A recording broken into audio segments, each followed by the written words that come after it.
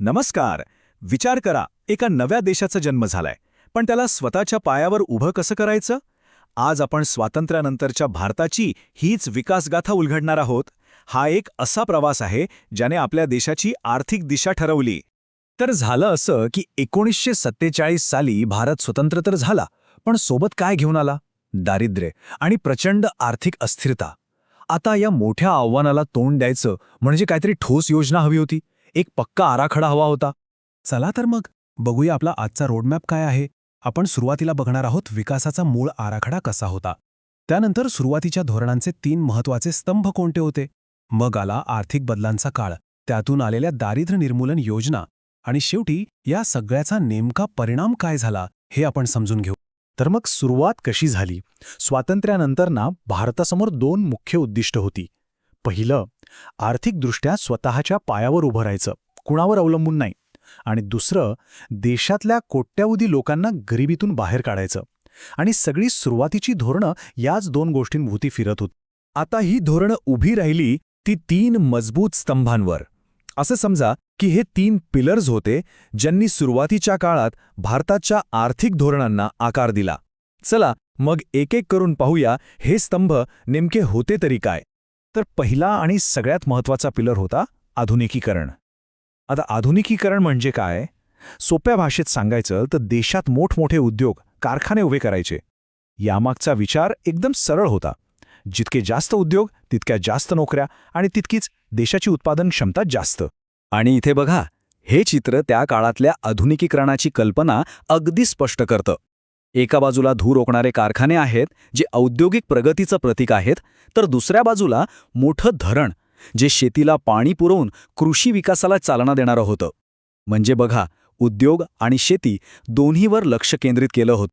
चला आता दुसऱ्या स्तंभाकडे वळूया, आत्मनिर्भरता. हा शब्द तेव्हा फक्त एक आर्थिक संकल्पना नव्हता, तो देशाच्या अभिमानाचा विषय होता.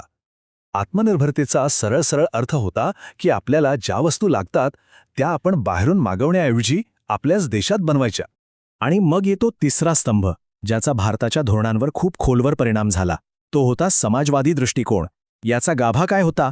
तर विकासाचे जे काही फायदे होतील ते फक्त मूठभर लोकांच्या हातात न जाता समाजातल्या अगदी शेवटच्या माणसापर्यंत पोहोचले पाहिजेत. आणि हे काम कोण करणार? तर सरकारने यात पुढाकार घ्यायचा. बरं, मग हे समाजवादी विचार फक्त कागदावरच होते का? तर नाही, त्यांना प्रत्यक्षात आणण्यासाठी बरीच पावलं उचलली गेली. जसं की 1950 मध्ये नियोजन आयोगाची स्थापना झाली, पंचवार्षिक योजना आणल्या गेल्या. जे मोठे आणि महत्त्वाचे उद्योग होते ते सरकारने स्वतःच्या ताब्यात ठेवले आणि खाजगी उद्योगांवरही सरकारचं नियंत्रण होतं. म्हणजे थोडक्यात काय? तर विकासाचा सगळा रिमोट कंट्रोल सरकारच्या हातात होता.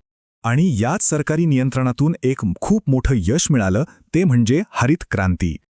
या एका क्रांतीमुळे भारत अन्नधान्याच्या बाबतीत स्वावलंबी झाला.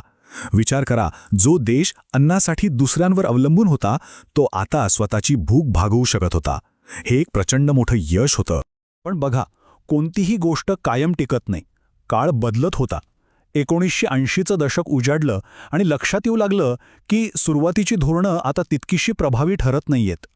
अर्थव्यवस्थेचा वेग मंदावला होता आणि काहीतरी नवीन आव्हाने समोर उभी होती.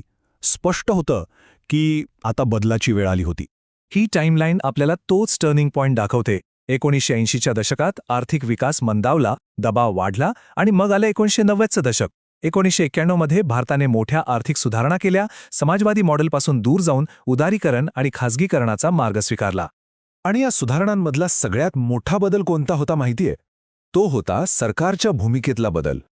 म्हणजे बघा, 1990च्या आधी सरकार कंट्रोलर होतं, स्वतः उद्योग चालवायचं. पण 1990 नंतर सरकारची भूमिका बदलली.